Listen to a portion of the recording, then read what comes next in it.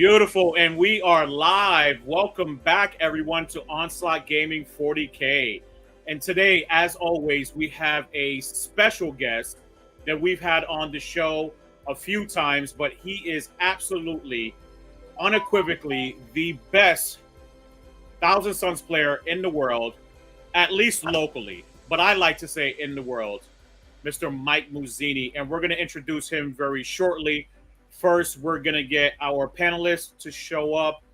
We're going to talk about few army lists, a lot of them in variety. So some Blood Angels, some Grey Knights, maybe even some Aldari, and some Sisters of Battle. So stay tuned. I'm going to bring everyone in. Thank you so much. Continue to watch. First up, we have the illustrious industrial-sized, almost functional 40K.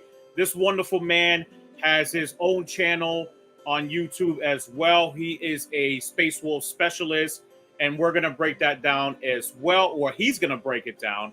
I didn't want to steal his thunder without bringing him on, talking about the Space Wolves, but he had a wonderful time at my event, I hope so, at Grand Onslaught 8, with his Space Wolves, Champions of Rust.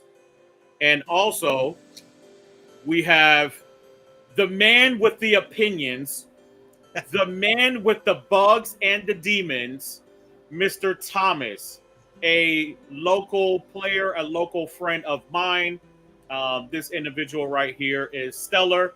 Me and him are actually going to be taking a trip down to do an 8-man team event in Collinsville, Illinois at the Gateway Open. And of course, special introduction, drum roll, everybody. Except for you, Space Wolf player. You give no drum roll. You got to give a bunch of roars or something. Axes thrown at him. We have the wonderful Mr. Mike Muzeni. What's up, guys? Did I get it right this time? Yes. Okay. I practiced that a lot. I don't know what it is with my dyslexia with your name, but I botched that every single time. I love it. Hey, all that matters is you got it. I got it. So this individual right here has been in the show a couple of times. I believe every single time you've been on talking about your Thousand Sons as well. So you continue to talk about your Thousand Sons. You continue to perform at the highest level. Recently, over the weekend, Mr. Almost Functional and Mr. Mike Muzeni was at Grand Onslaught 8, which I was the head judge and tournament organizer for. They both participated in that. Almost Functional 40K will break that down for you, also known as Matt. But we're going to start off with Mike Muzeni first and make sure that you understand exactly how to be the best Thousand Sons player in the world. You might not be Mike. Exactly. Hey, you're my world famous Thousand Sons player, okay? That's all that matters. You're mine. The most important part. It's the most important part. So give us a small introduction about yourself, Mike, if you don't mind. I know a lot of people already know you on this channel. You've been here frequently. But just give them a small synopsis of who you are and what you're about. Yeah, so for anyone that doesn't happen to know me or have met me at a tournament, I'm Mike Muzeni. I've been playing 40K since about beginning of 6th edition back in high school. Me and a group of friends got into it and started playing. And around 7th edition, when Thousand Sons got full released, I just fell in love with them. And for most of the time, I've switched between Custodes and Thousand Sons, and now I'm starting to pick up Demons because they look really fun. But recently, I've actually joined the lovely guys over at Art of War, and I've actually become their newest team member. And Congratulations. It's been a lot of fun working with the guys, doing a lot of the content and things like that, and getting to pick their brains on a lot of the stuff that they basically do on a day-to-day basis that I kind of never thought about as far as like the content creation and the competitive 40K team aspect. Has been really enjoyable. I love hanging out with the guys and talking with them. And I am a regular at all of Onslaught Gaming events.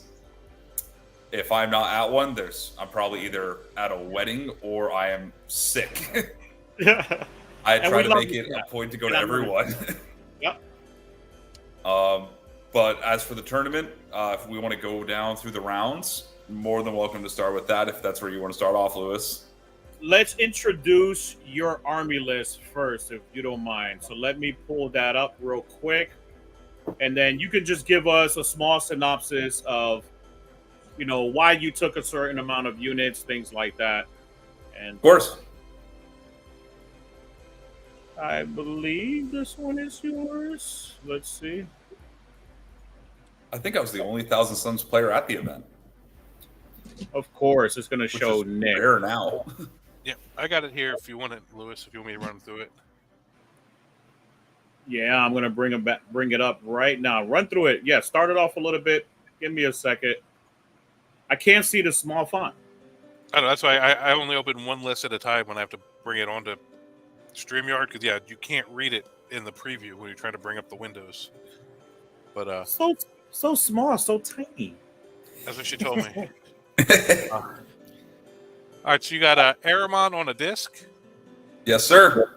Yeah, the Exalted Sorcerer with Lord of Forbidden Lore. What's that do? The Lord of Forbidden Lore is the only way in the army that you can use the same Cabal power more than once per phase. Oh, that's solid. Yeah, and now basically more than once per turn due to the new restrictions to rituals. So the point of this list, starting off with Aramon, he's going to be in the 10 man of rubrics, which will be down below. And just to clarify, all my rubrics will have one Reaper cannon. The rest will be flamethrowers, because flamethrowers are really good. They're really cool. So the point of that unit is obviously they are a giant murder brick, because he gives out +1 to wound, and he can do a once per game free ritual without having to pay the Cabal points, aka I'll call it Monopoly money from this point on, because that's pretty much what it is. Every turn you pass go and you get all your Monopoly money back. Love it. So he basically allows you to do those once per game for free. So he's a really valuable piece of the army, because there's sometimes you're just like, I really need to do this one power, but I don't have enough to do this and another power. So him just doing one for free on that critical turn really allows the army to keep momentum, rather than sometimes without him, your army can stall out once you start to lose some units. I know in one key point in the game, I believe I was playing, it was in the final round against David Ozawa and his Grey Knights. He actually trapped Aramon's unit in combat with a Grandmaster Dread Knight, and I didn't have enough Cabal powers to Doom Bolt to try and get out of the combat, and double move to get into a critical spot for like an objective. So Aramon's unit was able to Doom Bolt for free and then do the double move with a different unit and still have enough Cabal points left over for defensive use during his turn. So it's things like that that really make Aramon a very valuable unit. With the Exalted on the disc, with the Lord of Forbidden Lore, he gives his unit a 4-up invuln, which anyone that has fought against anything with a 4-up invuln, you know how infuriating that can be over the course of a game. To just have 50% of your damage just gone, just because. And with their ability to slow with Arcane Fire, makes them very valuable to counter any charging armies like Blood Angels, Space Wolves, Orcs, Custodes. All of them get hit really hard by that -2 to move and -2 to charge. So having him and then an extra one with the Umberlific Crystal was very valuable. I do something, what I've been told is very different with the Exalted on the disc, with the Umberlific Crystal. He is not with a unit at all. His sole purpose is to hold the back line until I need him to score a bunch of secondary points. And he leaves the battlefield using the Umberlific Crystal and comes right back in and basically scores me, on average, like 7 victory points, just because he just exists in the back line. So that's his sole purpose. And then when he's back there, he can also slow something that I need slowed, or do a Doom Bolt or double move to take my opponent's home field objective that they've stickied and left. So he does a lot of valuable stuff. And because he's just by himself on a 40 mil, with 6 wounds and a 4-up invuln, your opponent has to put a decent amount of resources in to get rid of him, to where it's normally not worth trying to kill him. So he's relatively safe, unless your opponent pulls like Assassinate or something. Yep. Infernal Master, I'm pretty sure this character at this point is infamous with just, he's in every Thousand Suns list. With the Arcane Vortex and his really good flamer, like, I don't think there's too much to say about him. Just a 2d6, strength 7, AP 2, damage 2 flamer with hazardous. And you put him in a Rubric Marine unit so he can reroll wounds. It's just really good. Magnus the Red, I don't think we even need to explain that. That character and unit is just ridiculous as itself. Like, probably one of the best units in the game. So this weekend, what did he do wrong? He did nothing wrong. He did everything wrong. Oh, he did nothing wrong. Magnus is innocent and should be praised for his attempt to save the galaxy.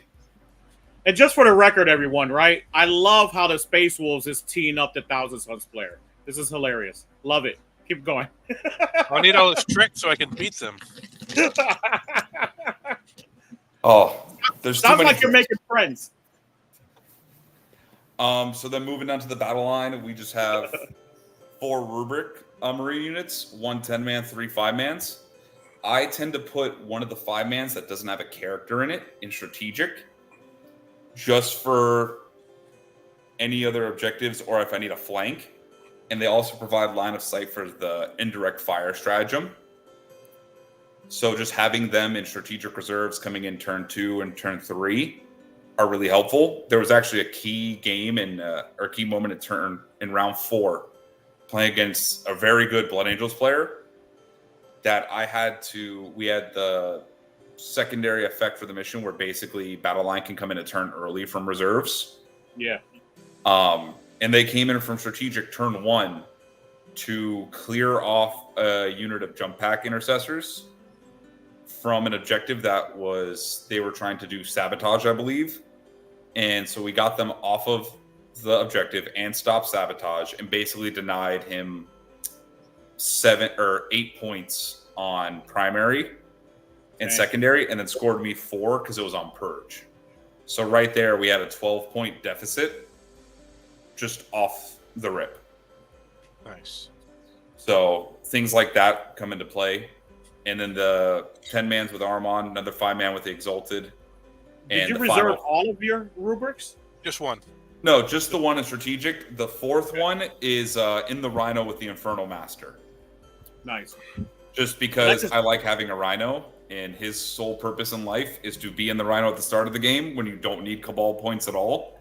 To immediately hop out of the Rhino on turn 1 and let the Rhino run around and do stupid objective things. Yep. Yeah, because I do the same thing with the Impulsor. Once they're empty, those little vehicles aren't easy to kill, and there's so many more important targets that, people just let them live and do stuff. Hey, if someone's firing their anti-tank at my Rhino and not a Vortex Beast or Magnus, more power to you. Have fun, buddy. You got it. You got the Rhino. I just learned that recently, too, that if you're in the vehicle, you don't get any Cabal points. Yep. I don't get any money. Get no money, no Monopoly money. Yep. No Monopoly money. I don't own that property yet. All right, so that's all your Rubric Marines, right? Yep, and then going into the most toxic part about my list. 2 Vortex Beast. Love it. Vortex Beast are specifically designed to drive your opponent crazy. Their defensive profile, their abilities, their weapons, their sole goal is to annoy your opponent, and that's pretty much it. With a 4-up armor, 5-up invuln, 5-up feel no pain, and 13 wounds at toughness 10, they are super swingy. Sometimes they just die immediately because sometimes feel no pains don't hit. Other times, against one of my games, against my friend Dan, he plugged in a 6 for the damage with his Eldar to do 8 damage with a Bright Lance, and I saved 6 of the feel no pains. Woo! And it just happens. I felt bad because I'm like, that's should never happen. It should be the opposite. I should save 2 of them. But sometimes it just swings super hot, and you just look at your opponent, and I'm like, I'm sorry. Like, It just happens. And then the fact that they just... have a aura of mortal wounds and a battle shock, it just makes it even worse. Was that his just his army ability, or was that the Death Jester? That was he used the fate dice to plug in for a bright light coming through. Yeah. Yeah, because Face Messenger is pretty nasty too. Oh yeah. For the Death Jester, yeah, where you could just auto 6 once per turn. Yeah. Anytime I see a Death Jester, all my characters will be behind a wall for the rest of the game until he is gone. Coming up now, you have to do the same thing with the Vindicator. Void and Lone Op, those things are gonna be so annoying. Gross. Or Vindicator. Vindicators have traumatized me. Yeah, Vindicator. Yeah, sorry. Yep. I've had to do a few practice games against pack-bound CSM, and I learned pack-bound CSM Vindicators with Abaddon, letting him give full rerolls and sustain 5s. Yeah. Insane. Yeah, And I was talking more about the Vindicator Assassin new rule to... Oh, yes. You know, the Vindicator Assassin just ignoring Lone Op is hilarious. Yep. Oh, yeah. The amount of damage is going to do too. Yeah, I can't wait to talk about that army. It's going to be amazing. And then you have some Zangor and Lightning. The goats. Oh, I love the goats. They're probably my favorite. You got 3 of them. Yep. Oh, yeah. They're the best. 45 points too? What? Oh, they're insane. I love the goats. They are probably, behind Magnus, my favorite unit in the army. Like, every time I make a list, and it's like, well, I could put cultists in here to scout, and they're like 55 points. Or I could put some Chaos Spawn for 65, and they're super durable with the Invuln and the Feel No Pains. And I'm like, but goats moving 10 at OC2 and 2 wounds apiece with precision heavy bolters, like, and they're only 45 points. I'm like, I can't pass up the goats. Like, I always have to bring the goats. And anytime someone shoots at them, and I'm like, congrats, you've traded your Castigator's round of shooting to kill a 45-point goat unit. And I'm like, you're more than welcome to have that goat. You got it. Yep. Or you put yourself out of position just to get it. Yeah, that's what I used to feel about the Cyber Wolves when Space Wolves could take them for 15 points and just throw it away to steal an objective. That was toxic. Those wolves were toxic. Those are great. I miss them so much. They're still amazing. They're still amazing. Now they're 20 points. Wolf. Well, yeah, now to take the Cyber Wolf, they're 20 points, and you got to buy 30-point Fenrisian Wolves to take them. Yeah, but now the Fenrisian Wolves are amazing for screening, man. They will block They're okay, anything. but with OC0, they can't run out and do actions and steal objectives like the Cyber Wolves can.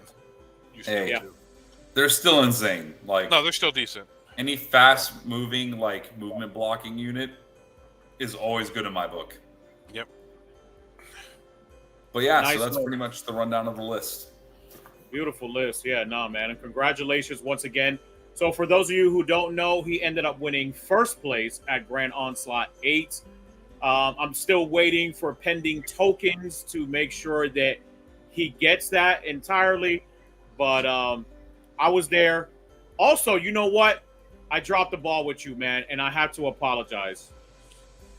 I forgot to give you your official golden ticket. I was wondering about that. I didn't know if it was an official thing or if it was just going to be an email. So I was like, no. I'll just get the email. No. It's an official thing. When I see you next time, I'm going to hand it to you so you can actually have it as a memorabilia in the future for whatever you want. You don't need to use it when you go over there. It's not like the movie with Arnold, right, where you got to actually use the golden ticket to get into the event. But the Willy Wonka ticket, the Willy Wonka ticket, right? So it's not like that. You don't need it to actually get into the attraction, the entertainment of the event. But it's more of a memorabilia. It's actually beautiful, man. So next time I see you, if you happen to be in the Tampa area, let me know. I'll meet you somewhere. Some way, somehow, I'll meet up with you very soon. If not, I will see you at Crucible, right? Yeah, I was about to say I'll see you in like 2 to 3 weeks at Crucible. So like I'll see you I'll definitely have those because I have like 3 or 4 to give out over there as well. So maybe I end up giving you another one. I don't know. We'll see. Well, no, that has to get passed down the line to somebody else that needs one. I can't hog all the tickets. You can't hog all the tickets. Just take 2 armies. Just play 2 of them. It's fine. Pass it down to second. Pass it down to Quentin in second. Change your name to Michael Muzeni. The evil Mike. The evil Muzeni. The evil Mike from Europe, Michael. Yeah, the evil Mike from Europe. Just registers under a different country. Oh my gosh. That would be hilarious. That would be absolutely hilarious. So, your first round opponent, break it down if you don't mind a little bit. Your first round opponent was a very good friend of mine. Yeah. He's actually been on the channel as well. Wonderful Eldari player, Mr. Chris Elfie Garcia. So that was your first round game. Yep, I love playing Elfie. Me and him always have funny games. The running joke of that game is we broke our tradition because apparently every time every time we played has been on Purge the Foe. Yeah, and that is probably the worst thing an Eldar player comparing to a Thousand Suns player with is on Purge the Foe, where they're pretty much guaranteed to lose a unit every one of their movement phases from Overwatch. Yeah. And so this was the first time we played and it wasn't that. So we were just going back and forth, just joking about that. But it was a good game. He always keeps me on my toes with like his list. He's always makes a very creative list.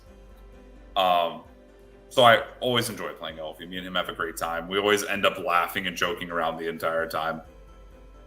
But overall, it was a good game. Always love games. So how did you take that out? How did you come out victorious in that game? Was there any issues coming in off the gate, off the rip of that game? Or was it like just coasting downhill? And not a shot towards him, right? Just saying, like, was he rolling pretty crappy, not grabbing good secondaries and things like that, and you were just coasting to victory, or? So we both traded back and forth when it came with some rolls. I know that tournament, I don't know what was going on, but I'll take it every tournament if I can. My Vortex Beast were a menace the entire tournament. If I could have that for every tournament I go to, I would never complain. I'll take it every time. Love it. But so it was a little bit of a combination of the Vortex Beasts were doing really good and putting in a lot of work for just how long they normally tend to live. But overall, it just came down to it's a really hard matchup for Eldar. Like you have to get pretty much like the best terrain on the right mission and stuff like that to have a solid chance of winning. Because with Eldar, they're so fragile when it comes to things when you're not like an avatar on the board. Like any one of my Rubric Marine units can just pick up pretty much any of his units outside of like Wraithguard or the Avatar of Cain. And even the Avatar of Cain can just be picked up by like just Magnus or even the Infernal Master, because the Infernal Master's enhancement works the same time as Melta. So when the Avatar is half damage, he halves one down to one, and then I add one to it to make it 2. So it ignores his half damage. Yeah. Yeah, because looking at his list, other than the Avatar and some War Walkers, everything else is infantry type stuff that just flamers eat up. Yep. Yeah, it just picks it up. And his Haywires don't do anything into you because other than the Rhino, you have no vehicles. Yep. No, there was a moment where he just would shoot after the Rhino died, he would just shoot into the Vortex Beast, Magnus, or anything, and just hope for 6s. Yep. Because you need 6s anyways to wound, and if you get it, it's 3 dev wounds. Yep. Yeah. It definitely doesn't look like this list does not match up well into you. So. No, it was just one of those things where it's just kind of like it's an unfortunate matchup. Like he always keeps me guessing with his list. There's so many good builds in 40K right now that's going to happen. Like it's not like you had 1 or 2 things you have to build for now. Like everything's so good. There's only a few armies that don't have bad matchups that need to dodge. So it just looks like he got unlucky and hit one of his bad ones early. Yeah, and that's why Harlequins are in a bad spot because, first of all, their troops being OC1, and then you having to take, if you're doing pure Harlequins, right? And then you having to take Skyweavers that only affect vehicles, like, and if you're running what you're running as Thousand Suns, then the entire army mostly is useless against everything you have. Yep, that's the thing I look at, and that's another great thing for the Rhino is like against Drukhari, Eldar, Admech. The Rhino forces them to bring out some of their bigger guns or like their anti-infantry or bright lancers or things like that. Yeah. And I'm just like, well, you have to kill it because it's sitting in the middle of the board. You could just ignore it, but then it's just going to randomly drive up into your home like deployment and just randomly start shooting away at your guys with an AP1 bolter, because all of my bolters are at least AP1 because they're all Inferno bolters. Yeah. And so that kind of messes up elves because they're already fragile to begin with. Oh yeah. And if you want to line them up, Matt, for the next one, I think you have that up, right? His next opponent. Yeah, next one they went into the same issue again. Yeah, Or ran they into ran Dan Malslov, as a lot of people down there call him Dad. Yep. Running Eldari as well. Yep. Still Avatar. He has a little more Warwalkers here, or he's got the Hornets. Yep, a little bit more vehicle heavy. A little bit more vehicle heavy, so looks like he did a little better into you, but all the rest of his stuff still has the same problem fighting into you. Yep. He did get very unfortunate with some of his rolls. Like with the Avatar of Cain, he tried to do the strategy where you bring him on from strategic, you plug in the 6, and it's just like, hey, don't roll the 1. He rolled the 1. And so he just basically stood in front of my Vortex Beast and was like, well, what do I do now? And I'm just like, I'm sorry, man.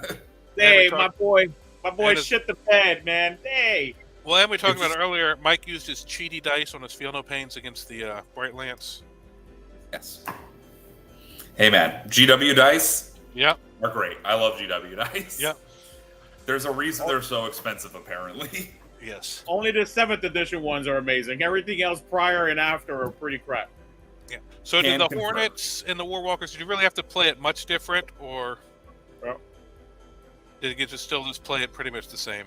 So with the Warwalkers, it just makes it more difficult early with their scout moves and being able to get a flank with like their Bright Lances and stuff. And they're not like an auto kill like a lot of other walkers are. Like Scout Sentinels and Guard tend to be an auto kill with like the Vortex Beast Bright Lances, or sorry, Railguns, because they're Strength 18, AP 4, D6 plus 6, so minimum 7 damage. But with the Warwalkers, Thomas is having a good laugh over there. I haven't said anything, Thomas, except for the laughs. You have no opinions today. What's going on? No opinions today. Thomas, come on. We need some of these. I'm very Thousand Suns ignorant. So there aren't many, but that every time I hear that profile, it's just the dumbest profile. Oh yeah. It's the same one Tyrannofex has. Tyrannofex has that, but 2 shots. And why? Does yours have Dev Wounds though? No. Mine has Dev Wounds, so it makes it so much worse. It's so dumb. Why does that profile exist? I don't know, man, but I'll take it. I'll shoot that thing all day long. Strength 18, AP 4, D6 plus 6. I'm like, oh, hey, Dev Wounds, because F that guy in particular. Like, what is that gun? At least it doesn't carry over. And I just want to bring up the point that they gave that unit a points cut. They dropped the Vortex Beast 15 points in the battle. I saw it, and I see its profile and everything it has, and I look at the Maliceptor at 170, and I'm just like, I know. Hey, the Maliceptor is dirty, though. 150 for the Vortex. -1 to wound with a 4-out Binvuln is dirty. Yeah, I just want to see when you do 12 Dev Wounds to 1 Guardsman. Hey, man, if it was beginning of the edition, I totally would do that. I would fire a railgun into the Guardsman unit and be like, if I get a 6, this is going to be great. I want everyone... I did that. Sorry. I just want to remind everyone watching, there are 2 of these. So it's 2 Strength 18, AP 4, 2d6 plus 12 potential. Mm-hmm. Just to keep everyone on track. Yeah, it's not like it's just 1. I have 1 on both sides being like, yeah. And you usually do run them in place. Yeah. Like 48 inches? Oh, no, they're 24. So I do have to get close, but I also have to remember they move. The Vortex Beasts move 10, can move 12 if they start within 6 of Magnus. Yep. And then I can double move. Hilarious. So I'm effectively 48 inches because I'll just move 24 get and close. then shoot 24. And then their battle shock is at the end of your movement, they just scare everybody around them. And do mortals. And you don't have to fail the battle shock to inflict the mortals. It's just one then the other. And my opponent's like, but I passed. And I'm like, good job. So Games Workshop took a Maliceptor and a Moloch and gave it a Tau railgun and said, "This is fine. This is fine." This is okay. The Vortex Beast is my favorite Thousand Suns model. Like, Magnus looks great, but I love the way that freaking thing. Particularly, I've seen yours painted. Yours looks amazing. Thank you. But I still need to that, put the little swirly thing on it. That model looks awesome. I'm glad I've never seen one against me on the table. I like that he has a Toys R Us dragon for his second one, though. Hey. Leave the lizard alone. The lizard is glorious. He's great. And he's stopping me from building the second Vortex Beast I have sitting on my island right now. That model, it looks great, but it's horrible to build. I mean, I don't know why I think of Game of Thrones every time I look at it. Every time I see it, I'm like, Game of Thrones. Yes. It's all Zinj anyway, right? Zinj is nothing if not, ever changing. So, it's fine. You get the pass. Exactly. It's just a Vortex Beast that went a different way in life. I don't know. Like, hey. Right. wanted to find himself. See? He just became a lizard instead. He just became a lizard instead. That's great. But, yeah, the game into Dan was definitely a very dice-intensive game. I had a very good rolling, and it was one of those games where he just had very bad rolling, and I just felt bad because it happens as a dice game. So a lot of stuff can just not go your way.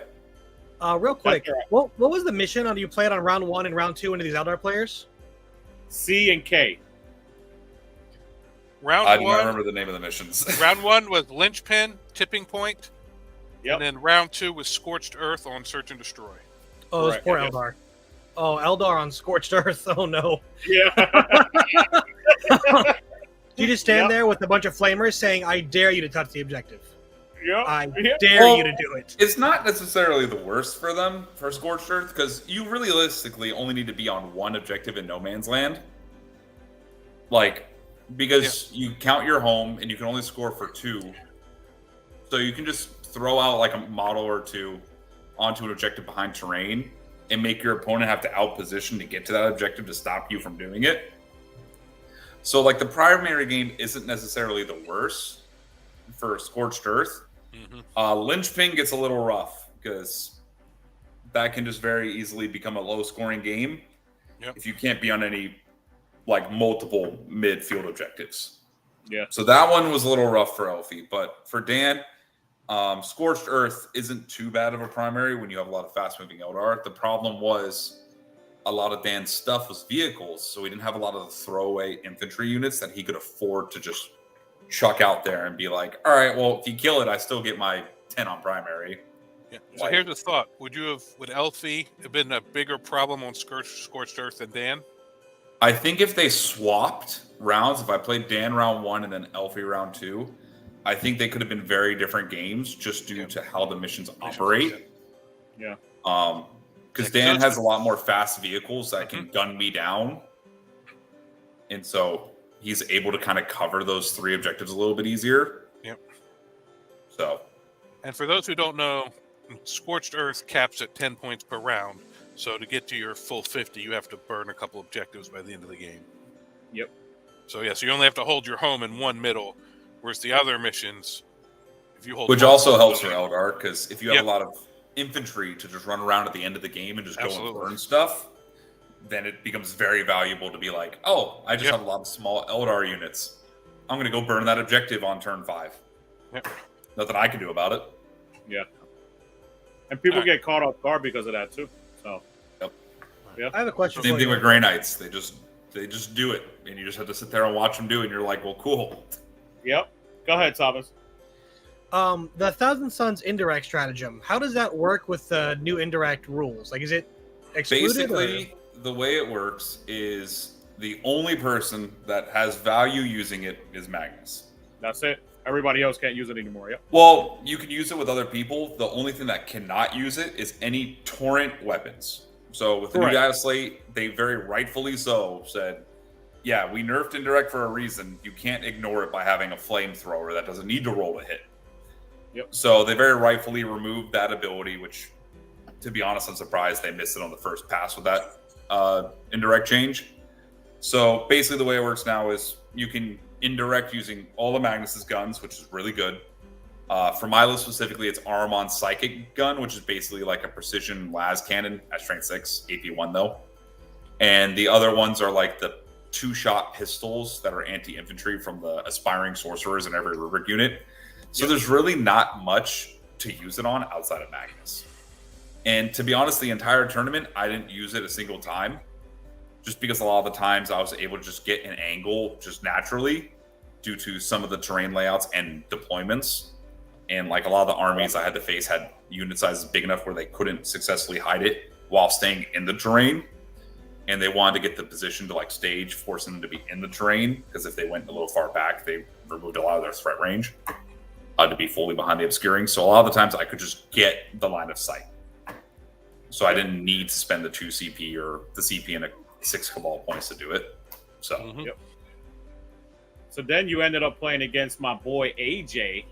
I actually played him the round before you. Him and I played round 2. Did you really play AJ too?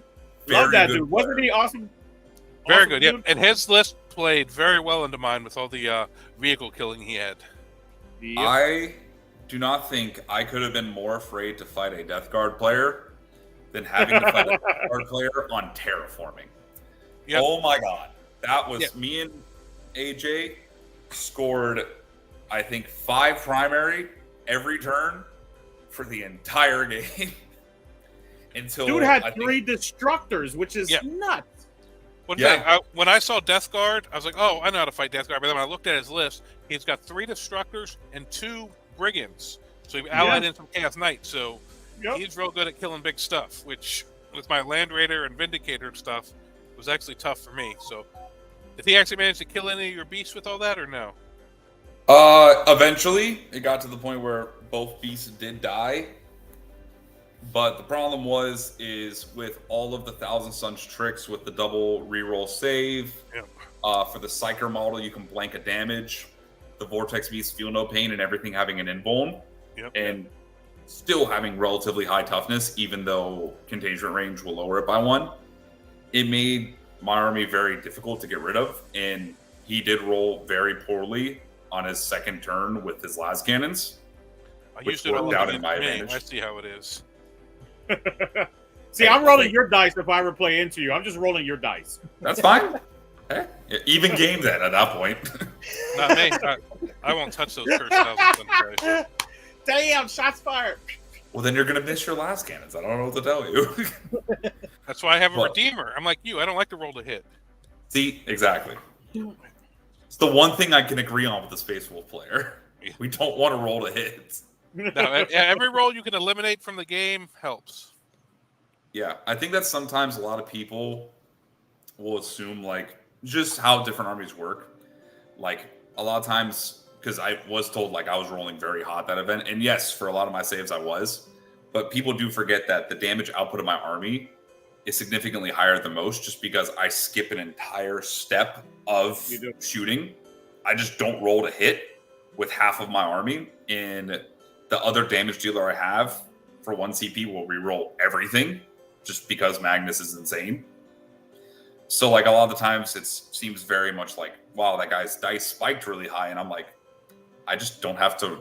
I ignore a mechanic of the game that you guys have to follow, so it skips that step. Yep. So that's a lot of the times it's just one of those perception things. With when you explain it like that, it kind of makes sense. But when you're in the heat of the moment and playing, you're like, gosh, this guy he kills everything. There's nothing I can do, and I'm just like, oh yeah, don't roll a hit. Well, yeah, when you don't care about penalties and things like that, and you're just automatically hitting everything, that's just big brain thoughts, man. That's just and your dice can balance out, but not if the same way. Because I had a game where someone shot my Land Raider, and I had to take 5-up saves with it, and I couldn't make any of them. And then their next shot was into my Repulsor with a 5-up save, and it made all of them. And I'm like, shit, my dice are even. And if I could have swapped them in the Land Raider and the Repulsor died, they would have felt like I was rolling hot, and I'd be in a good position. So it's like, it's not the dice are necessarily hot. It's if they balance out in the wrong spots, it can still be in favor for you. But that's a dice game. I mean, we're going to have games where they do it the opposite for you. So, I mean, that's just something we all have to deal with and accept. So, Mike, we got a quick question for you. So, Joshua Curry is asking, why didn't you run any Terminators? The Terminators make me so sad. I promise you, I wish they were good. I wish they were amazing. They just make me sad. so sad because like for the 10 man, which I think is the most effective way to bring him because of just you do the combo with +1 to hit and wound by being 6 inches of Magnus and spending a CP to make all their bolt guns psychic and strength 5. Yep. You get lethal hits, which you don't necessarily need the character, but the character has a good gun, so you like to bring the character. And he can give you native reroll 1s for anything in your army. But just the amount of investment, like the right place at the right time with the right amount of CP or Cabal powers, it's so much to get that amount of damage. And realistically, when you look at it this way, you are effectively, you're hitting on 2s because +1 to hit with Magnus with a strength 5, AP 1 damage 1, +1 to wound, dev wound bolter. Yep. Where if you want to get the most out of it, you need to be within 12, unless you spend another CP to increase the range by 9. And at this point, you've now spent 2 CP, and you have to be within 6 of Magnus. Yep. Then another CP to reroll everything. So you've now spent 3 CP to do this. And again, it's strength 5 +1 to wound against tanks, like, or monsters, the things you're going to want to kill, or like even some high value, just other monsters or anything like that in the game. You're still wounding it on 5s. Yeah. Like, your 5s re-rolling with all those shots and everything like that. So you're basically fishing for devs. And I'd rather just bring more rubrics or 2 Vortex Beast in exchange for that. They just make me really sad, and being at a Terminator profile with the -1 to wound is like cool, but at the end of the day, it really doesn't matter with the amount of damage 3 in the game. And we don't have AOC, and we don't have previous editions all as dust, which used to help out a lot with their durability. I've had a moment where Karn charges in just by himself, like no one else was swung yet, and he picked up 5 Terminators by himself, and I'm just like, well, nothing I can do about this. It's just damage 3, AP 2 at least, and you're just like, I have no way to mitigate that. So for 380 points, they're just not worth it. High investment in every single angle, in points, in Cabal points, and in CP. Yeah, they don't seem worth it at all. And there's a lot better Terminators out there anyways that are not Thousand Suns, right? That's how I feel about my Berserkers too, or my World Eaters as well. Like, there are just better Terminators out there. Wolfguard, like yeah. Deathwing Knights. Yeah. Deathwing Knight. Great example. We're going to look at a Terminator. Let's look at those. They're or Death Shroud. Death Shroud is pretty gross. Yep, Death Shrouds are good. And they're basically the same thing, just they're just better in melee, and that's where they tend to be more of a threat, because you can at least rapid ingress them 9, move them there 4, make a 5-inch charge, and you're just in there with a character that gives them full rerolls to hit. It's just like, okay, this is really good. But they just don't really have any staying power outside of you combo off 1 turn and basically hope your opponent doesn't kill you. That's it. True indeed. Yeah. And then next up, you played against another. So a lot of people who were there obviously were very good friends to us all. You played Reggie's son, Daniel Sanchez, as well. And he had Blood Angels.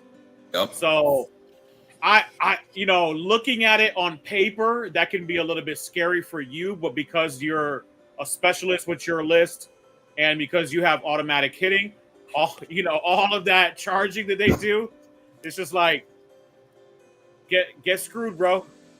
So that one, I did feel bad.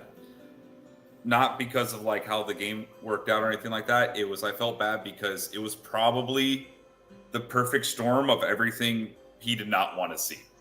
Yep. He had to play me on Purge the Foe. As I say, he's got all those little units, and Purge the Foe is not good for him. Purge the Foe going first on a terrain layout that didn't allow him to stage effectively with his big Death Company or Vanguard brick. Was it 4 or 6 for him? I think it was 6. It's the one that has the 2 small squares in the middle as well. Yep. But since that one only has a half, like the terrain feature itself only is half of it's the building, the other half is the 2-inch. He couldn't stage an entire 10-man of Van Vets or Death Company behind it and basically threaten 24 inches from it, which is normally, if we play on the other terrain, I know 100% that's what would have happened, is he would just stage the Death Company with Lamardes there and been like, well, I threaten 24 and I have a rerollable charge and -1 damage. Good luck. But since that didn't happen, he was forced to put Lamardes in reserves to have him actually have a chance of getting somewhere effectively without getting basically shot by Magnus at any given point. The problem was there was never an opportunity where he could have put them, because the Goats, the best unit, I love the Goats, are able to move out fast enough, and they're on big enough bases in a 3-man where they're extremely effective screening tools. So pretty much it forced him, since I went second, to rapid ingress them at the bottom of turn 3 just to stop them from automatically dying, and he had to deploy them in his deployment zone, basically. Yeah. Just because he couldn't get anywhere on my half of the board. Yeah, because he doesn't have good. Because the only thing he has to try to shoot them from long range to get rid of your screening is ballistices. Yep. If he's wasting ballistices shooting those guys, honestly, I think that's a win for you too. Oh yeah, if I can have any anti-tank shoot at a 45-point goat unit, I'll take it. Yep. I'm like, you're more than welcome to shoot at that, bud, because I'm gonna have something that can kill your thing, immediately move out and kill that. Yep. Yep, but that was my round 4 is just purge the foe is personally my favorite mission, just because it goes perfectly how I like to play the game. For me, I have the mentality of, well, if I kill everything, you can't score. Yep. So I'm just going to kill everything. And so that works out real well. Especially going second with all your double moves. Oh, yep. Knowing how many you need to kill, like, yeah, that fits in. I think that plays great for you. Yeah, that's where I felt bad, because we both rolled, and we're both looking at each other like, we want to go second, because if I go first, that means I'm closer to him, or I just waste a turn. Yep. And if he goes first, that means he has to get closer to me, and I can now see where everything's staged and properly address it.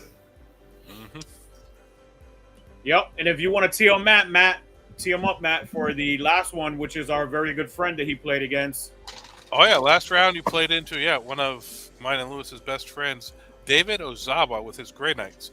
And this was 79-74. This was your closest game of the event. Yep. It was a very scary game, because Grey Knights with just mission play and Pariah Nexus are very intimidating. Oh, and speaking of mission, taking hold on tipping point. Hey. Yep. Taking hold and tipping point. Yep.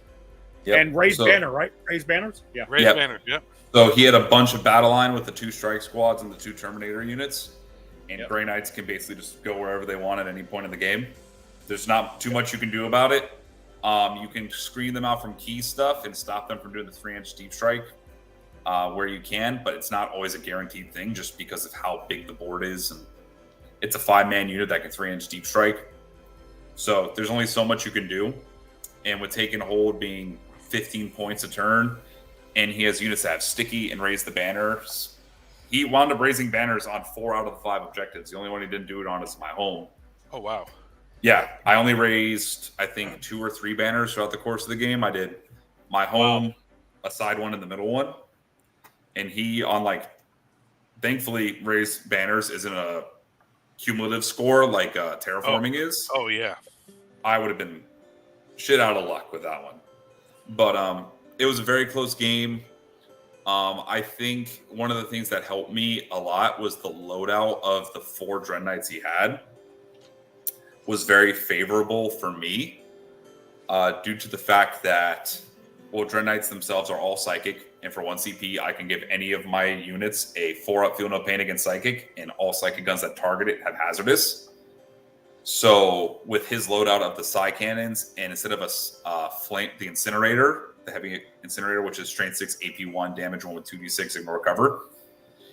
He chose to go with the silencer for more volume shots to help clear out hordes, which is very effective in most matchups, except for the Thousand Suns one, where it's like, cool, it's a bunch of AP 0, damage 1 shots, and I can get a Feel No Pain against all of those shots of a 4-up. And it's probably one of the few things in the game that can make my Vortex Beast have a 3-up save, because they have a 4-up save base, and since they don't ignore cover in their AP 0, if he shoots at me while I'm behind cover, my Vortex Beast now has a 3-up, which I very rarely get to have. So there was a lot of times where it was being shot at this, and I now have a 3-up save Vortex Beast that then has a 5-up Feel No Pain or a 4-up if I feel like he's going to be shot by multiple of these things, and made them extremely durable. There was a turn specifically where he shot 3 out of the 4 into a Vortex Beast, and it didn't die. Because effectively it didn't take any damage from the silencers, and out of the, I believe it's 18 shots in total, because there's 6 shots apiece and 3 of them shot, it brought him down to 2 wounds. So it took out 11 of the 13 wounds after all said and done of damage, Feel No Pains, and that stuff. So, like, that was very helpful for me, because then it allowed that Vortex Beast to basically help control that board and threaten stuff away. Mm-hmm. And basically made him waste the turn of shooting with 4 Dread Knights. Wow. And so that helped get a lot of momentum. It's a hard matchup for Grey Knights because they're toughness 10 as well. And outside of melee, they don't have anything that can really contest toughness 10 except for the strength 10 side cannon. So he's still hitting me on 3s, wounding me on 4s, unless they get bracketed. And now they're hitting on 4s, wounding on 4s, effectively meaning only 1 or 2 shots are getting through. And I can have a 5-up invuln and 5-up Feel No Pain, and can also free reroll twice. So when you have all that said and done, it just effectively makes it very minimal damage. But yeah, it got to the point where I was able to reduce his units on the board to only 2 units left. And with the secondaries he pulled for his final turn, it wasn't possible for him to score all the secondaries he needed and hold 3 primary points, because 2 of the secondaries he pulled required him to do actions, which means he couldn't kill my things off the points to allow him to take it, because he wouldn't be able to do the actions. So it was basically stuck in a situation where the max points he could have gotten would still have him lose by 5. And so that's basically what happened, is he went, killed the things, didn't do the secondaries, the action secondaries, got 15 on primary, got, I believe, Storm or Secure No Man's Land, because he just took the 2 of the No Man's Land ones, which gave him a 20-point turn 5. But unfortunately, he needed a 26-point turn 5 in order to win, or a 25-point turn 5 to tie. So it just wasn't possible with only 2 units on the board. Now, if he had another unit, and depending on what the secondaries were pulled, then it definitely would have been possible, and it could have been very scary. Especially going first against Grey Knights is always intimidating, because they take a secret mission. You're just like, well, they could just randomly get 20 points just by plopping Drago on my home objective while no one's there or something. Yeah, or if you had area denial left or something like that, and he could take the middle and tie. Like, yeah, those secondary pulls last turn can change everything. Yep. It definitely makes it very scary. And so, top of my turn 5, he actually, on the bottom in turn 4, he denied me a bunch of primary to actually keep it a close game. So my turn 5, I only got 5 primary, but then I cleared off 2 more of his units to bring it down to those last 2, which was a Terminator unit and Drago. And I basically flooded every objective I could with bodies to basically force him to have to, if you want to take this primary point, you're going to have to kill me off of it. But yeah, that's basically what I had to do, and it worked out in my favor. And that's how I was able to pull away with that. But yeah, definitely fighting Grey Knights is always worrying with the secondary points. Yeah, especially when they're going second. Yep. Yes, it's very rough, especially David too. Yeah. So this is where you came out victorious. You ended up winning the entire Grand Onslaught 8. You ended up beating out 2 of your compadres in your club. I was able to dodge them the entire tournament. And dodge them as well. Yeah, so, they couldn't pull that off themselves. They had to play round 2. Yes, yep, I did get kind of lucky with that one, where they had to get the very unlucky part of playing and one I of believe the that was 2 other teammates there. Yeah, that was Jack's only loss, I think, too. And then Quentin ended up going undefeated as well with Aldari. Yep, they both were bringing a different Eldar list. Quentin was bringing more of a Yanari-focused one with the Wraithguard brick and the Harlequin brick, and Jack brought the Avatar and the Wraithguard brick. And they're scaring me because they're bringing back Wraithguard, and I don't want to deal with Wraithguard anymore. I thought we were past that, and now it's coming back, and I'm like, no, don't do this. Well, especially with the layouts, right? It was easy, and that's what I wanted to experience too, right? As a tournament organizer, I put a lot of thought and process of layouts and missions and things like that. So when I did 4 and 6, I knew that it would skew a little bit heavier into shooty armies, right? That potentially Thousand Sons, Eldari, Tau. I'm surprised Tau, right? Didn't perform too well over the weekend. I think Tau. I think we only have 1 or 2 Tau players there. Yeah, but 13th place was Lee, right? With Tau.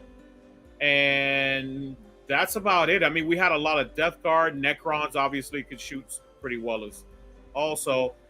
Demons actually, Thomas, if you want to talk about demons a little bit. Before we get to that, Thomas, congratulations. Thank you so much, man, for participating on the show as always. Big hug, big love to you, brother. If you want to continue to hang on with us, we're going to talk about other army factions. If not, we'll see you later. I'll catch you at Crucible. But whatever you want to do, you're more than welcome to hang out with us. We're just I do actually have to hop off, but I do appreciate you guys, as always, having me on there. And Lewis, it's always a joy getting to see you and going to your events.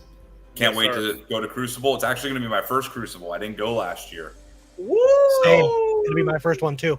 It'll be the first time. Let's go. First time. 140 people just for the GT side. Yep. It's going to be huge. I'm super excited for it. I'm excited for you to participate too, man. And, man, if you win that too, dude, you are officially, hands down. We're going to go for it. I'm going for it. I got to beat a few of my Art of War teammates, which has me nervous, but we're going to try. Lennon 2 or 3 years ago went through every single Art of War member all the way to the end, and he ended up playing another player from another team. I want to say it was Death of Glory or something. But he went through his entire beat them all. That just sounds mean. That sounds fixed. Lewis, I think there's some prejudice there. It was epic. It was epic. It was epic. I wish it was fixed, man. I wish it was fixed. But it was epic. No, we got a lot of love for Lennon, and that was just epic to watch him run through them all. Well, Lennon's the Prince of Crucible. He's won 3 or 4 of them. He had 2. Yes, he's won. I want to say 5, but he's won 2 in a row. He won. Yeah, he's won a bunch of them. Yeah. Okay. Yeah, that dude is Crucible is where Crucible is where Lennon and Siegler both started first ascending and getting noticed. Yep. But Crucible. So there's been 4. This is going to be the 14th one. But the first one was actually War Machine. There was no 40K. Yep. War Machine. That was an old time. I know. Makes you feel dated, right? I know. War Machine just makes me think of 7th edition, because that's the only time I ever quit 40K and started playing War Machine was during 7th edition. I just remember I was going to do that and play War Machine, and then my friend told me, just don't do it. It's not worth it. And I'm like, oh, okay. And yeah, they were like a week later, they're like, yeah, we're not supporting the game anymore. And I'm like, oh, yeah, cool. They told me you just need one character guy and just a couple big stompy monsters or robots. Like, oh, that sounds like fun. And as soon as they took me to a tournament, there was one character and 1 or 2 things. Then it was all infantry again. I was like, looks like a fucking 40K army. I was trying to play a game. Yep. So then I was like, you know what? All you had to do is kill the caster, and the game was over. I hated that. Yep. I hated that too. Yeah. All right. Again, Mike, Lewis, go do Matt, some stuff wrong. Thomas, thank you for having me. Thank you, brother. Big love, man. Take care. Have a wonderful night. Have a good night, guys. See ya. Bye, brother. Peace. I'll help you. Yeah. You cut them off mid-explanation. Thousand Sons players aren't that bright, I mean, what do you want? That's exactly. Now we're back to the crew, right? We got Thousand Sons out of here. I can't believe Thousand Sons took an hour of our time. So inappropriate of them. Yeah. See, this is why, and Matt can attest to this, this is why Magnus did everything wrong. They even take too much of your time. Mm-hmm. so Should have clocked him. should I put him on a clock? That's great. Good one, Matt. So we're gonna line up a couple more army lists here. We're gonna Thomas is gonna tee up Matt here from Almost Functional 40K, and take it away, my two brethren. Yeah, so I'm looking at your list here, and you start off with Bjorn. So that's going to tell everyone everything you need to know about this list. So first of all, we're talking about Space Wolves, and Matt participated at Grand Onslaught 8 as the best Space Wolf player at Grand Onslaught 8. Wink, wink. Yeah. only Space Wolf player. Yeah, I told you I'll allow you to say it. Sorry, Thomas. I kind of wanted to make sure everybody understood what we were talking about. I did travel the furthest for the event out of anybody, though. You did. So you win best traveled player. Yes. Furthest. This is also Champions of Rust. It is not Stormlance or Gladius or any of that. So it is true Space Wolves. It is. So you got Bjorn the Fellhanded, which is your warlord. Yes. For those Imperial Knights players you played. You have a captain with the Black Death. What's you have the to Black give Death? flag? The Black Death gives him anti-monster, anti-vehicle 4+. So then on the turn when the captain pops his finest hour, he's 9 attacks, -2 damage, and he's doing dev wounds. That is rude. So, yeah, so Here, one turn. I'm gonna pull up his list too, so everybody else can see. Him and his unit in my demon game ran in and he picked up Scarbrand.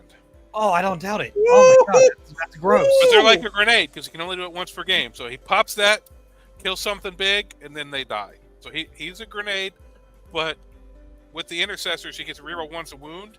And and then they're on an objective, you reroll all wounds. So that's why he went off on Scarbrand, because he had the guy at Scarbrand touching an objective. So I oathed him. So I was rerolling all hits. Then I reroll all wounds. I'd sustained hits up. So I went in with 9 attacks. I hit like 11 times. Then rerolling full wounds. I did like 18 dev wounds or something to Scarbrand. Oh my gosh! Yeah, this dang. Yeah. And you have and I played into him that same weekend against Thomas's buddy, which is my new buddy, Brian. He has Scarbrand, and he bitch slapped Angron. My Angron. Oh. No. Yeah, no. Scarbrand bitch slapped Bjorn before the captain went in. Like, so he got his first. The thing about Scarbrand is, and the thing that Lewis learned, and I assume, Matt, you didn't have to learn, is if you hit Scarbrand, the worst thing you can do is almost kill him. Yes. Yeah, he gets meaner, yep. Either chip him or kill him. Because if you bracket him, to my knowledge, he's the only model in the game that actively gets better. Mm-hmm. Yes, he brackets up. Yes, he is. He is the only thing that brackets up. He hits on 2s. He doesn't get into -1 to hit. Instead, he just gets more attacks. Yep. So real quick, Matt. Scarbrand has 20 wounds. Angron ran in there and did 18 wounds. Okay, and I was pissed because he ended up taking 1 armor save that I didn't want him to take. He re-rolled it, and he re-rolled it, right? Left him on 2. He turned around on Angron, full wounds. It was just like, bye. Bye. So that's what happened, is like the captain hit him, even with all those dev wounds. I left him on like 2 wounds or something. So the assault intercessors had to try to dig through, and he failed his last save, re-rolled it, and still failed it. And he died exactly, or he would have lived with 1 wound. And that would have been the squad. Yeah. Not to get too off, but Scarbrand is like strength 16, AP 4, flat 6 damage. Oh yeah. You don't roll. He just tells you to die. That's it. Well, Bjorn has feel no pain, so he rolled, but it just didn't help. Back onto this though, over not in Demon Land. You have a chaplain. What's he doing? He's given his unit +1 to wound. That seems like a good buff. Yes. Then a lieutenant with combi weapon. Yep, that's the lone op guy who can move when you get near him, and he has an ability where you can pick 1 objective, and as long as he's on the battlefield, your whole army gets to reroll 1s against any unit on it. I didn't do that in any of my games because I always remember to tell people I have it, but then I never remember once the game starts. Yep. I used to play against some Marine players pretty regularly as practice, and they ran like Raven Guard style lists or Gladius. And it's the funniest thing because after, like once or twice a turn after activations, oh yeah, that was my objective, and I'm just like, dude, put a dice on it, dude, do so. I'm feeling bad now. But in my rule. No, by the time we'd even get to the game, I wouldn't even mark or pick an objective. I'd just tell you I have the ability, and by the time we deploy it, I forget all about it. And then you have Ragnar Blackmane himself. Yep, he gives his unit advance and charge and just hits like a truck. Seems like a Space Wolf character. Yep. One Assault Intercessor squad, that's for that captain you were talking about? Yep, they run with the captain, and they give me one battle line unit, and they give the captain the reroll wounds. They do the charge mortals, is that correct? No, that's the ones with jump packs. This is the they're the reroll ones to wound or reroll all wounds. Yep, that's why the captain was done for that ability. Is not the one that's called Wrath Hammer or Hammer of Wrath or something like that? Well, that's what the jump pack intercessors. Yeah, that's what I'm saying. With the jump pack intercessors, that's what they call it, Hammer of Wrath or whatever, the way they do charge. I'm not sure if that's what it's still called. That's what it used to be called. It may still have the same. I know that's what the ability does. I can't confirm that's actually the name of it still. Got it. But it's the same as what I'm saying. That's the same as what it used to be called, right? Yeah. Yes. Got it. Okay. You have an Impulsor? What's that's just a transport with a 5-up Feel No Pain, and Ragnar and a 6-man Blade Guard squad right in that. Yeah, 5-up Feel No Pain? Invul save. Oh, I was gonna say, wow. You got 5-up Invul save. You got two of those Blade Guard squads. What's the other Blade Guard squad doing without Ragnar? They're running with the chaplain, so they have +1 to wound. Oh, that's gross. That is rude. You have a Gladiator Lancer? Yeah, just to help me deal with big stuff. Just a good platform. 2 Inceptor squads, both plasma. Yep, just a 3-inch deep strike mission play, and they can kill little unit or single characters. A lot of times they're good at getting in on lone op guys, but normally they just get me behind enemy lines, establish locus, stuff like that. Yeah. And then you have an Infiltrator squad, the bane of my existence personally.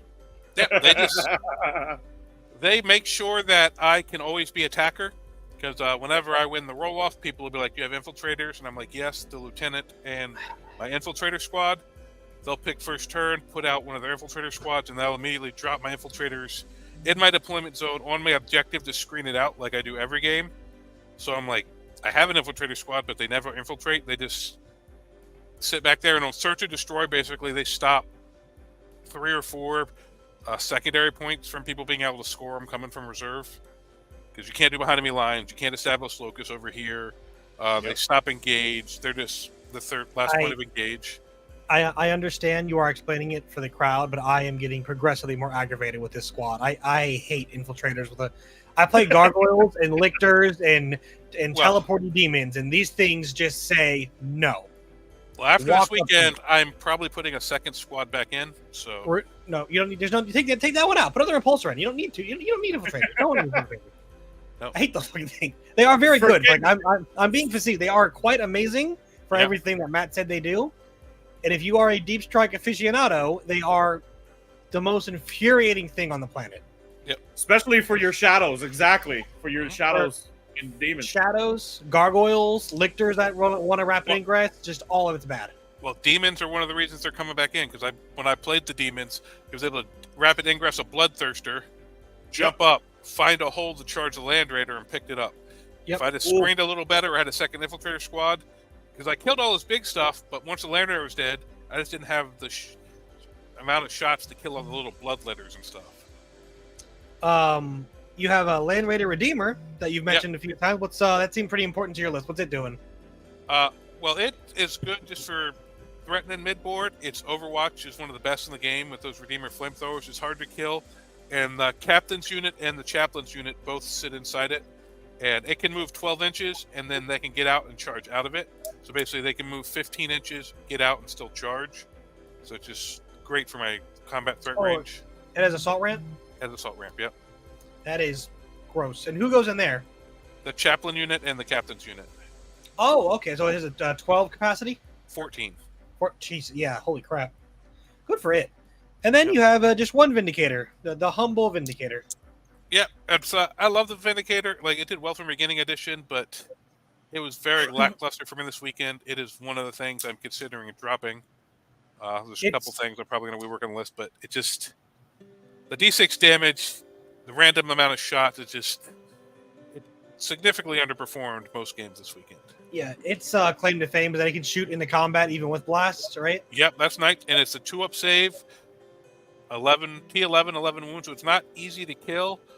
But with 24-inch range on some of these, the way the layouts are now, because when I played it before, I was playing a lot of player placed up here in Virginia. On the GW layouts, it only moves 9 inches with 24-inch range. It's hard to find good shots without putting it out exposed early, where people can get shots into it. So it's probably something that's going to leave the list. The Vindicators are only good in the Renegade Raiders for Chaos Space Marines. They're amazing in that. Yep. That's one of the ones I played against at the ATC that we both went to. Well, also don't forget the Soulbound Forge, where you can turn it into a demon engine and it gets all the buffs that demon engines get too. Yep. That too, yeah. I haven't played into that one yet, but that Renegade Raiders, oh my gosh. Yep. Yeah. But it's not bad in Gladius, because I used to run it when I was running Gladius before. So the turn you pop, advance, and shoot, which is normally early in the game, it helps with its movement and range. But well, you kind of hit on it already, but like, yeah, where's the list go from here? Like, well, first of all, how was your experience, man? What was your tournament run like? I won my first game and I won my last game, and we don't need to talk about the 3 in between that. Oh, it was a nice little victory sandwich for you. Yeah. So round 2, round 1, I beat Mark Perry and his orcs. Round 2, I lost to the Dread Mob at that too. Dread Mob. Yeah. Round 2, I lost into AJ Sosa, the Death Guard player that played Mike. Round 3. Round 3, I played Reggie's Admech. I was up 11 points till they popped the secret mission turn 5, and I lost by 9. Then first round, the second day, I played into the Demons, where I played into Ian, though. Ian's a great dude. We had a lot of fun. But I didn't screen the Land Raider well enough, and so that ended up, I believe, costing me that game. And then the last round, I played into Alex. And her Eldar ended up winning that, although she gave me crap all game for not being a real Space Wolf player because I don't have Thunderwolves. That's funny. Yeah. So that was Ian who had the Bloodthirster. Got it. Yep. Ian got me. Yep. Which is good because I don't think he'd ever beat me back with his orcs. I think I had a pretty good record against his orcs, but he got me with his demons. Demons are gross, just like no, they are. That's what, like he was saying. One of the changes is I'm dropping the Vindicator. I think I'm going to drop the Impulsor in the Chaplain squad and just put Ragnar in the thing with the Captain. I'm going to take a Jump Chaplain and a 10-man Assault Intercessor squad with Jump Pack, so I get the Hammer of Wraths for the Mortals, and then he gives that unit +1 to wound with like 40 attacks or whatever they come in with. And then I'm going to put in a second Infiltrator squad. And there may have been something else. Like, I've been playing around on the Battlescribe, but that's like the main thing. So I had a couple games where the one Infiltrator squad didn't quite protect my backfield the way I wanted. With Wolves wanting to be aggressive, I like the Infiltrators because I'm like, all right, I don't have to worry about hanging back and protecting here. Oh, and the Captain, the Little Lieutenant's one of the things I dropped. The Lone Op Lieutenant's probably going away. All right. No, congratulations, man, and hopefully you had a great time at Grand Onslaught 8, man. You know, it's always a pleasure to see you, brother. I'm glad that you was able to participate. It really sucks, you know. He won. By the way, everyone, he won most distance traveled award. Yeah, 15 hours down, 15 hours back. I was exhausted. Hey, we're doing that on Thursday. Well, Thursday then Sunday, but yeah. Yep, twice. It's gonna be a good time. Collinsville, Illinois. Hopefully, you guys are swapping drivers though, so you guys can take turns taking naps. I had to drive it all myself. Oh yeah, that sucks that you're all by yourself. Yeah, no, as long as he allows me to, or whatever he wants from me. Or, I mean, he might have that truck driver mentality. I don't know, that semi-truck driver mentality. Well, I drive for a living, so you know, I'm who knows. Yeah, that man loves it. Just keep me entertained. I got you. Lots of kisses while you're driving. Lots of kisses. Absolutely. With tongue. So thank you for that, Matt. Almost Functional 40K. For those of you who don't already know, and I know I stated it in the beginning, right? If you want some more Space Wolf content, make sure to go check him out on YouTube as well. Obviously, it's called Almost Functional 40K. He is a Warhammer 40K Space Wolf specialist, and he's constantly talking about them every single time. And he talks about every single detachment, how to play them, what units and things like that. So go check him out. He's got a bunch of stuff, and I know you're going to Nova pretty soon, and you're going to go to another RTT pretty soon. And I got a video coming out tomorrow where I went into every game of Grand Onslaught, and then I'll have a video coming out later in the week about actually going through and changing this list for what I'm going to take to the RTT in 2 weeks, and then that'll be the playtest to see what I'm taking to Nova in 3 weeks. So those are coming up, but and then here with Lewis every other Tuesday, and then Lewis got a lot of stuff. I just watched your Magnus the Red video. Oh, you giving me what? You didn't cringe? Oh, I cringed. I watched it while I was on the toilet because all the crap coming out of your mouth helps me. Helps everything go more fluidly. It's like what is it called? Metamucil for old folks. Yeah. Oh my gosh, I love it. You see that, people? I compliment him, give him a good tee up, and then he just talks crap about me crapping. You see this, people? Yeah. So much love, man. Like friends like him, what do I need enemies for? All your Space Wolf character videos were amazing, though. Just 1,000 Sun videos. Where's the old One Eye and Swarmlord videos? Thomas wants to know. Don't talk about this. I love Tyranids until I see what GW does with their lore, and I don't. They're great in concept. Let's leave them there. Thomas wants the Red Terror video. He wants the Red Terror video. Actually, I'm about to line him up right now with something that he is super familiar with, in some Chaos Demons, because this gentleman right here, and shout out to Alec Huffman. Yep. And this will be all you, Thomas. You can break this down entirely. Just let me know when you need me to scroll down, or I'll just follow along with what you're talking about. But shout out to Alec Huffman. Love this guy. He came in second place for best appearance. He had a beautiful display. I tried to get him to come on the show, but he had date night. I totally get it. It's either come on the show or lose your wife. And I'd rather, go out with my wife so I don't lose my wife. This guy playing 40K and having romantic and look at him bragging. I know. Tell me about it. Man. But shout out to Alec Huffman, man. Wonderful individual. One of my favorite people in the community. So he came in third place at Grand Onslaught 8 and take the floor. I'm going to start with the name. I already pre-gamed this list, kind of looking over because I saw there were 2 demon players in the top 8. I'm all about that. There were no bugs, unfortunately, so I kind of just defaulted to this.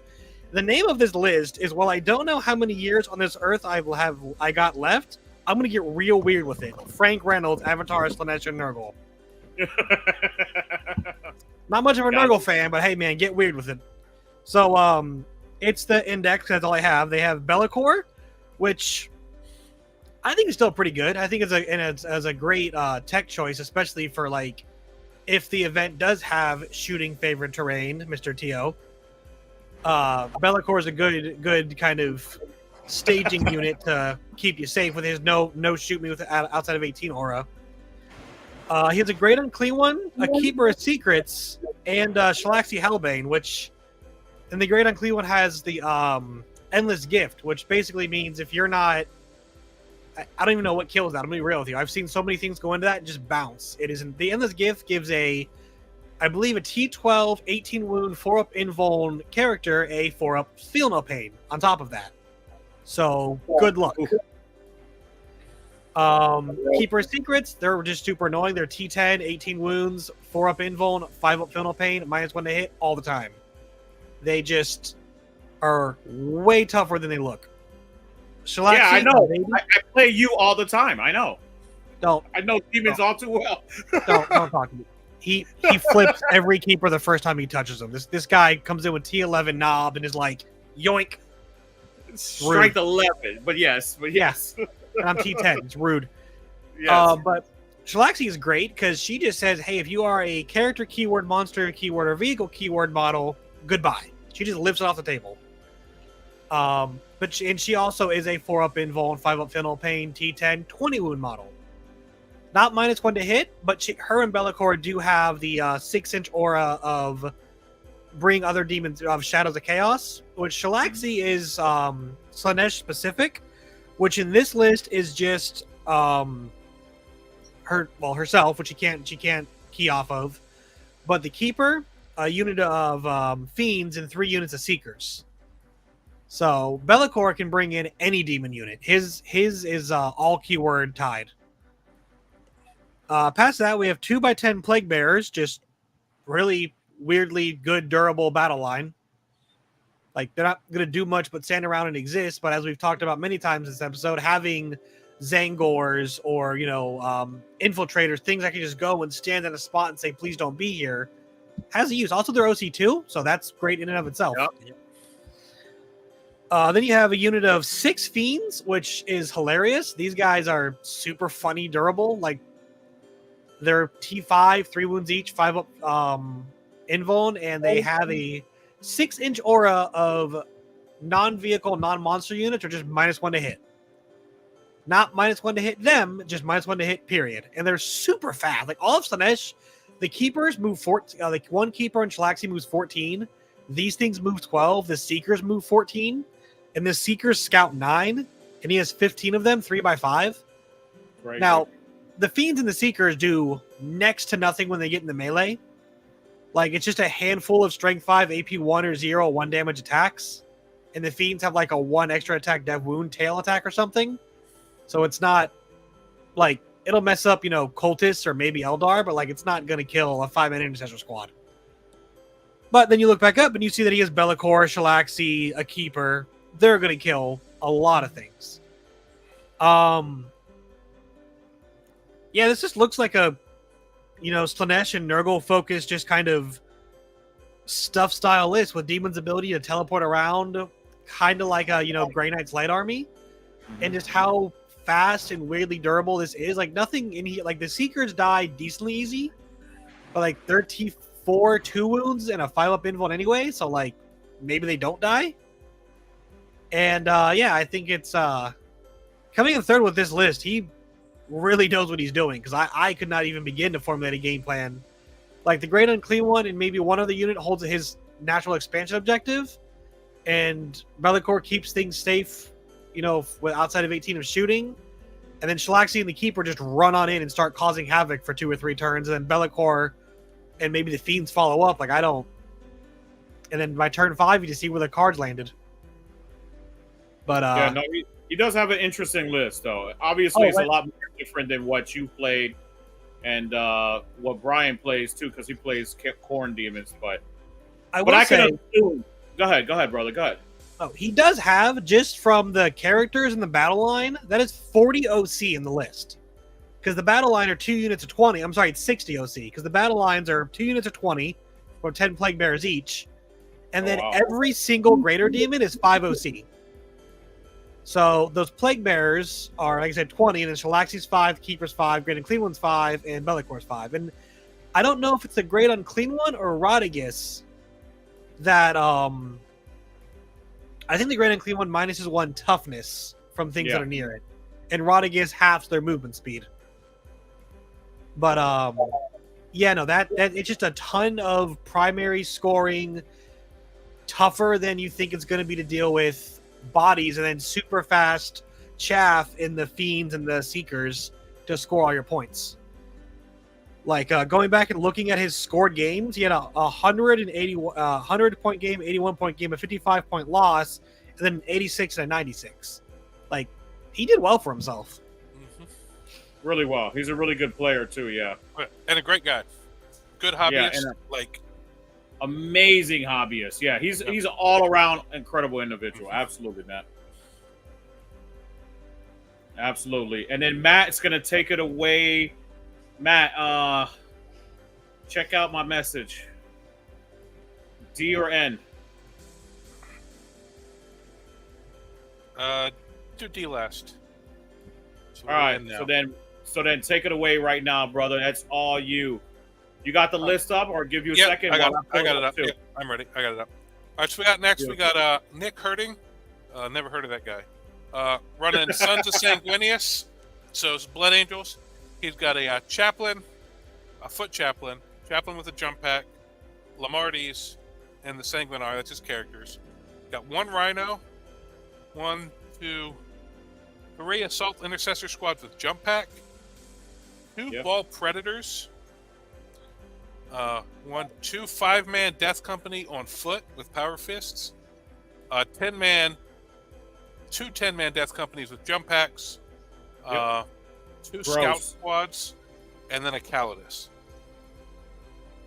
So the 5-man foot squads, I'm assuming they're going to have Lamarties and the Chaplain with them maybe, and be in the Rhino.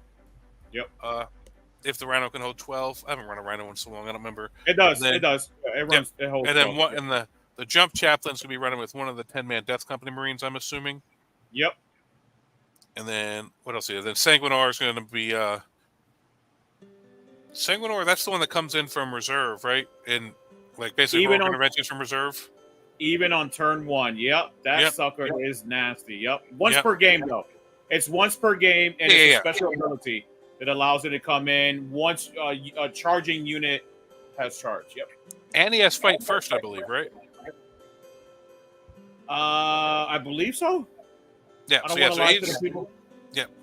That's because Dave thought he was going to pair into Blood Angel, so we were talking about the Sanguinar, so I'm just trying to remember what we were talking about, but I'm pretty sure Sanguinar does fight first, I believe. Yeah, so that's just gross. So it's just, with all the combat buffs Blood Angels get, it's just a lot of fast combat units with a couple Predators, which are actually decently fast for support shooting. And then some Scouts and a Calidus for mission play.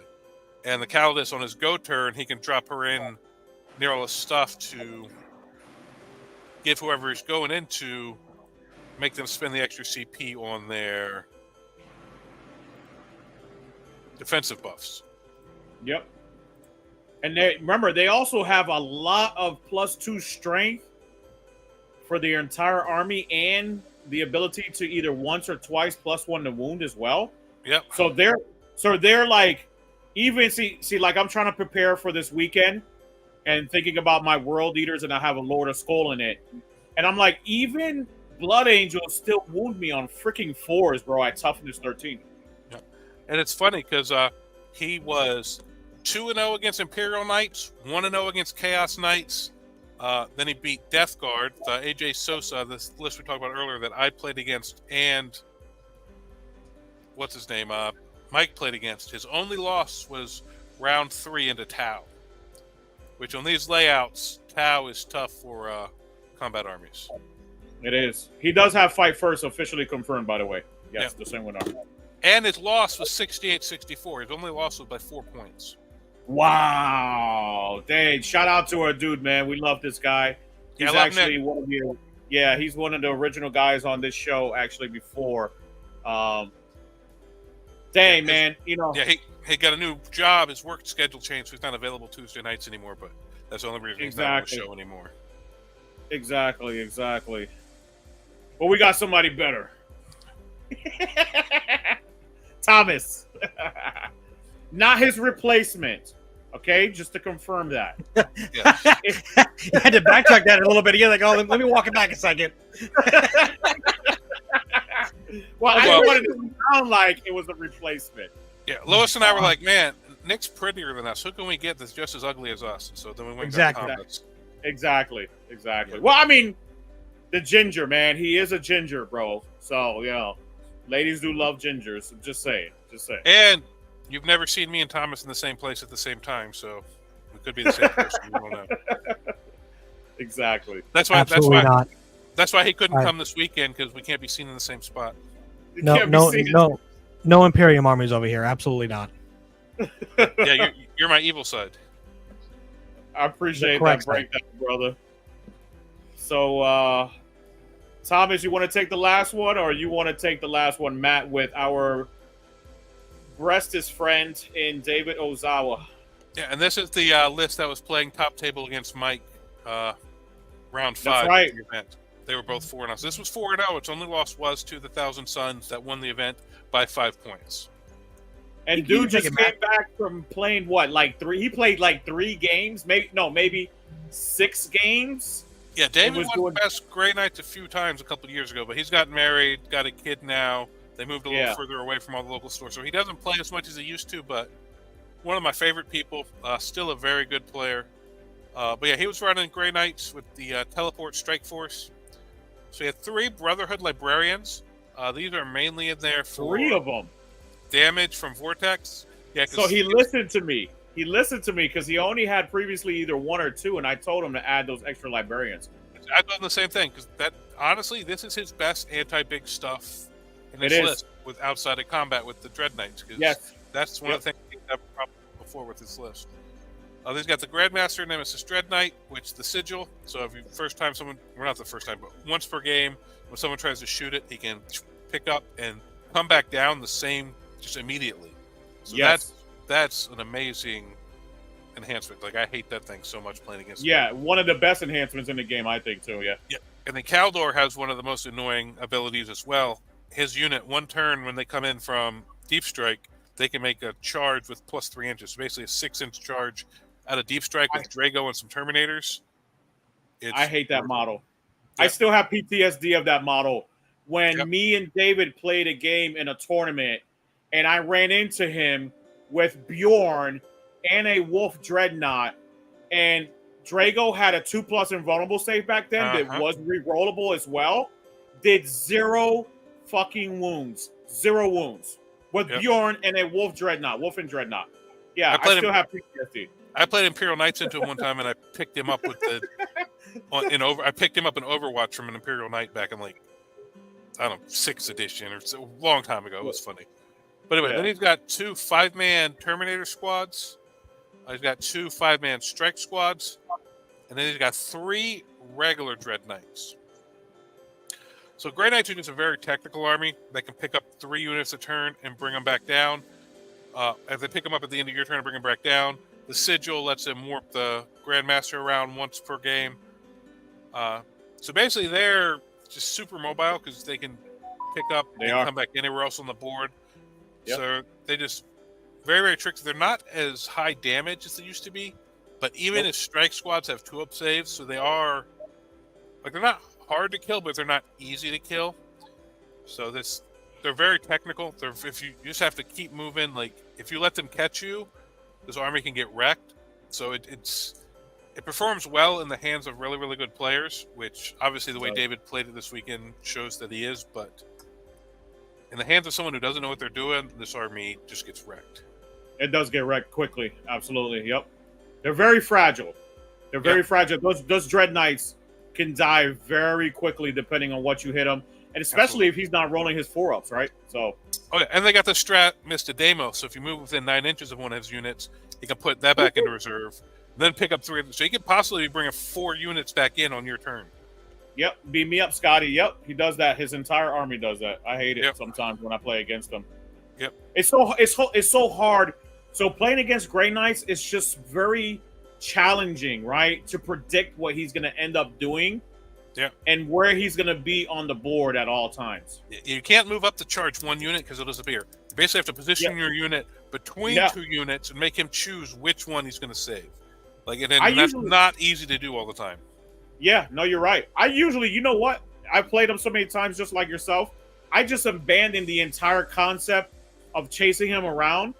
If I have the type of army, if I'm playing orcs, I'll just flood my whole quadrant or my whole half of my board. And I'll just tell him, like, you know what? I'm going to hold more objectives than you. You're going to have to come and hit me because you don't hit that hard.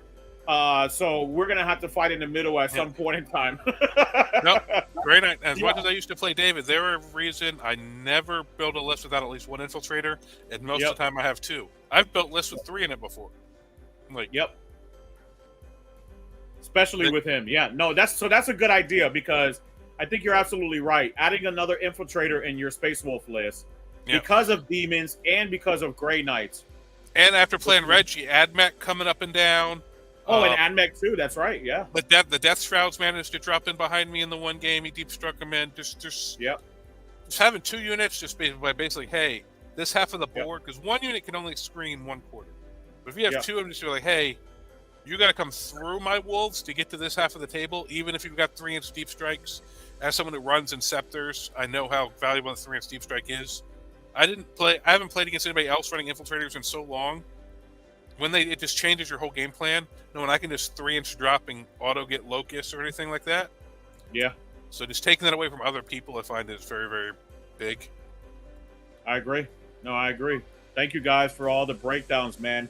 Yep. I think we've ran almost an hour and 40 minutes, so I appreciate you guys as always for your expert opinions, right? Very valued to me, so I love you guys. Appreciate you guys very much as always. And to those of you who are listening out there, hopefully, you know, Almost Functional 40K, aka Matt, Thomas, aka had minimal opinions today. Apparently, he didn't have so many opinions, but I don't pretend to speak on stuff I'm not educated on. Okay, that's how you sound foolish. That's how you. I will. But you didn't say intelligent opinions. You just said opinions. So even foolish opinions matter. Yep. I'll teach you how to go 2. I'll teach anybody who wants how to go 2 and 3 with Space Wolves. You'll be up there, brother. You'll be fine. Especially when that codex. Especially when that codex drops. That codex, hopefully. Oh my gosh! Please leave him Russ. No, for the love of Russ, the Allfather.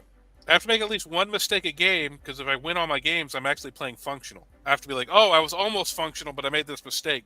I'm doing it to stay true to the channel, honestly. I could have won all those games if I wanted to, honestly. Got it. That's some BS, people. Just say that's BS. That's not stuff. That's a whole bucket full of it. Don't step in it. I love it. I love it. Love you guys. All right, so I'm going to do a little outro real quick, and I'll shower you guys with flowers on the way out, all right? Say bye, guys. Bye. See ya. All right, bye.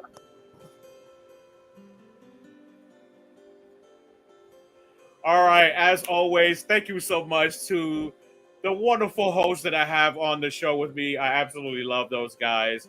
Make sure to go check out Almost Functional 40K. For the third time, I'm telling you, right? He does a lot of Space Wolf content. Make sure to go check that out. He has amazing content on his channel. And also, Thomas, if you see Thomas in the Tampa St. Pete area, make sure to say hello to the opinionated Ginger. He is a wonderful individual that has demons. I know he has all kinds of different flavors of demons, Cornate, Slanesh flavor, right? So he has pink and red. Right. And thank you once again to everyone for watching, participating on the show. As always, remember that Onslaught Gaming 40K, where victory is one strategy away. All right. Take care, everyone. Have a great day.